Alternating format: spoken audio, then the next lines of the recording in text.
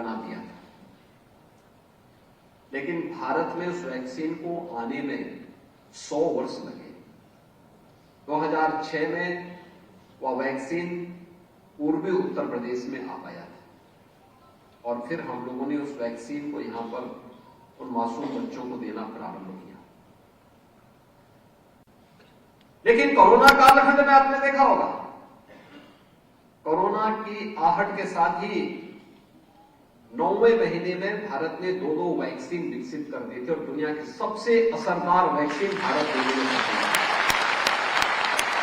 व्यक्तिगत क्षमता, public awareness और उनके जीवन को बचाने के लिए इस प्रकार की जिजीविषा, यह कोरोना कालखंड में भारत के नेतृत्व को हम सब ने देखा है।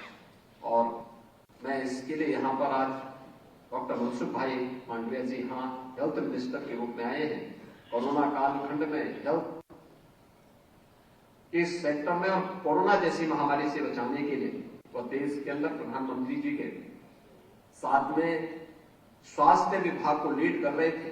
मैं इसके लिए उनका भी इस मंच पर हृदय से स्वागत करता हूं। मुझे प्रसन्नता है कि आज यहां पर कई राज्यों के स्वास्थ्य मंत्री, स्वास्थ्य सचिव और कम्युनिटी हेल्थ ऑफिसर्स भी यहां पर आए हैं और तो थीम इस यूनिवर्सल हेल्थ कवरेज डे का रखा गया है, build the world, we want healthy future for all. Bharat तो हमेशा से इस बात का समर्थन रहा है। हम इस बात को देखते हैं, जानते हैं कि हमारा वैदिक उद्घोष ही सर्वे भवन्तु सुखिनः सर्वे सन्तु निरामया की कहा है। हमने कब किसी जाति, मत, मजहब की बात नहीं की, क्षेत्र और भाषा की बात भी नहीं की, पूरी दुनिया की सबके सुख की कामना की, सबके आरोग्यता की कामना की और उसमें विश्व योग दिवस उसका अपने आप में एक उदाहरण है। भारत के योग की इस परंपरा को आज दुनिया के लगभग 200 देश इसको फॉलो कर रहे हैं, इसके पीछे जा रहे हैं और मेरा मानना है योग की इस परंपरा के साथ दुनिया का जुड़ना भारत को हेल्थ एंड वेलनेस सेंटर के रूप में सबसे अधिक संभावनाओं के रूप में दुनिया के अंदर देखा जा रहा है। उस संभावनाओं को हाथों हाथ लेने की आवश्यकता है और इस देश से जो एक कार्यक्रम यहां प्रारंभ है, इसमें जो 4 स्तंभ दिए गए हैं, हेल्थ एंड वेलनेस के, health and wellness centre, Ayushman Bharat health infrastructure mission, Ayushman Bharat digital mission और प्रधानमंत्री जन आरोग्य योजना। यह बहुत महत्वपूर्ण 4 स्तंभों पर आधारित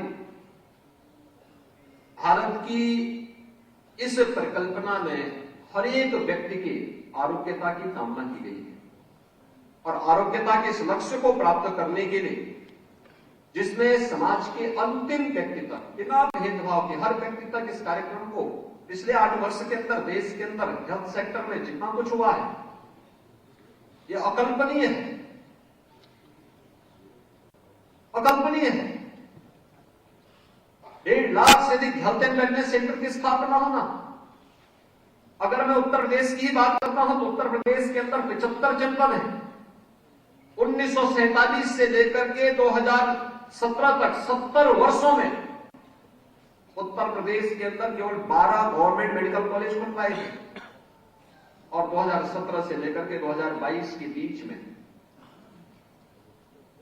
मात्र 5-5.5 वर्ष के अंदर हम लोग 33 नए मेडिकल कॉलेज भारत सरकार के सहयोग से वर्तमान में प्रदेश के अंदर या तो संचालित कर चुके हैं या वर्तमान में निर्माण की वे अंतिम चरणों में चल रहे हैं। एम्स की स्थापना होना, 70 वर्षों में 6 एम्स बने।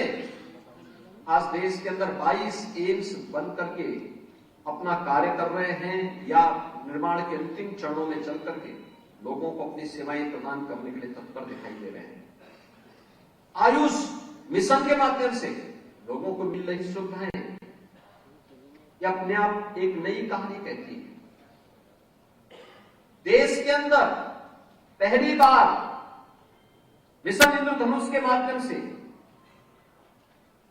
टीकाकरण के 100% लक्ष्य को प्राप्त करने की बात हो,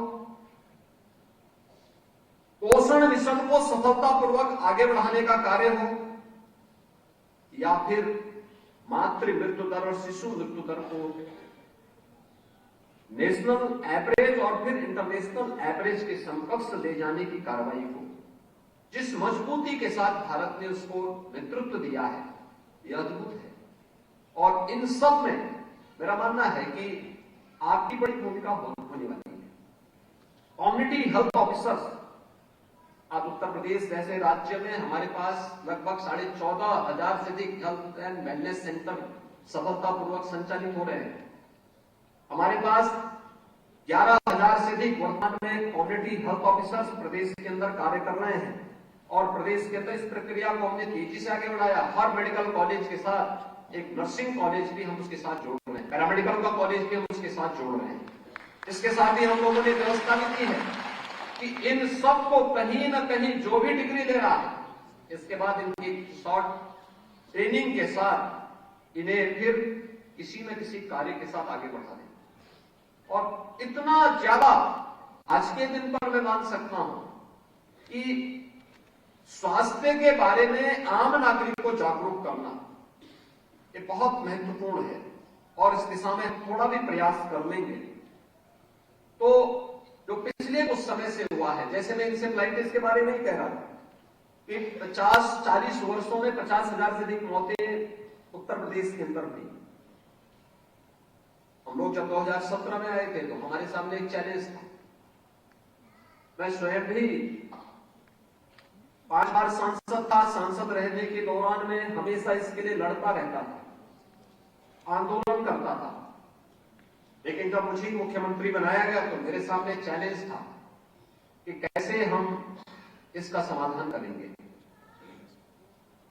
मेरा मानना था केवल इस स्वास्थ्य विभाग का काम अकेले नहीं होता, इसमें हमें अंतर विभागीय समन्वय करना होगा।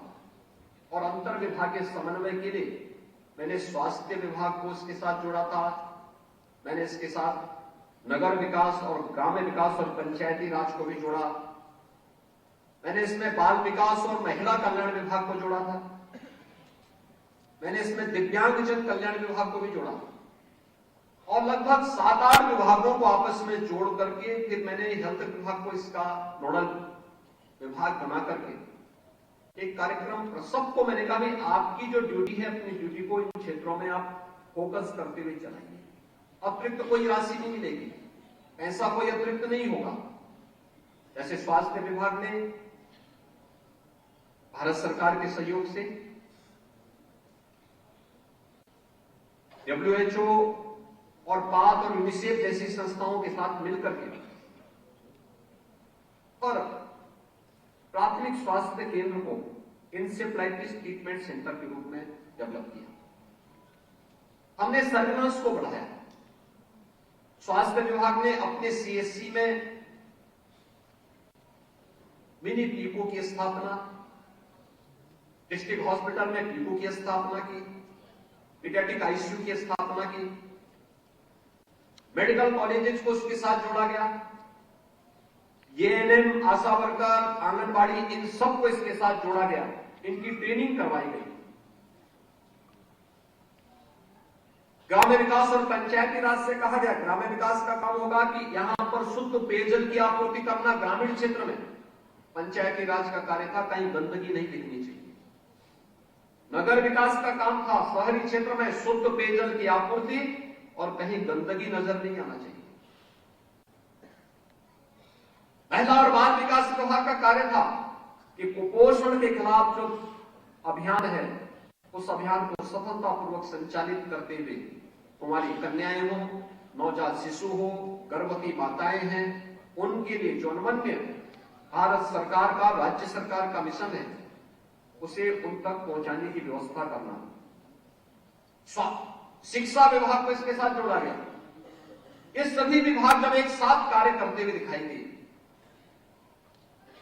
उत्तर प्रदेश के अंदर 1977 से लेकर 2017 तक जुलाई से लेकर नवंबर तक का माह ऐसा होता था कि हर व्यक्ति के अंदर उन 38 जनपदों में जहां इंसेफ्लाइटिस थी, एक भय का माहौल होता था, पता नहीं कौन बच्चा इसकी चपेट में आ जाए।